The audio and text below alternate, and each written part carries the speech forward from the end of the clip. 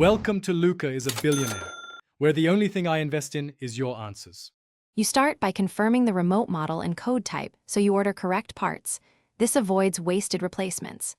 Next, remove the battery cover and use a small screwdriver to open the case, taking care not to damage clips. Once done, visually inspect the PCB for corrosion, loose components, or cracked solder joints. These are common failure points. Make sure to power off the gate motor at the breaker before touching the receiver box, because safety protects you and the electronics. Now you clean and measure.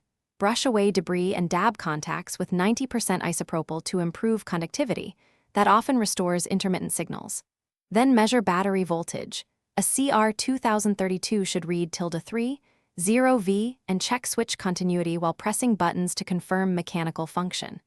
You also inspect the tiny antenna trace and solder joints. A cracked solder can kill range. If you find cold solder, reflow gently with a low-temp iron. Finally, reprogram the remote to the receiver using the manufacturer sequence. Usually press Learn on the receiver, then the remote button because correct pairing is essential. Once paired, test at multiple distances. Try 5 meters, 10 meters, and 30 meters to confirm consistent operation and note any dead zones. After success, reseal the case with the original foam, replace the battery, and reinstall. If problems persist, try moving the receiver antenna by 10-20 cm. Nearby metal or grounding can block the signal. Thanks for watching and please subscribe. It's the best investment you'll ever make.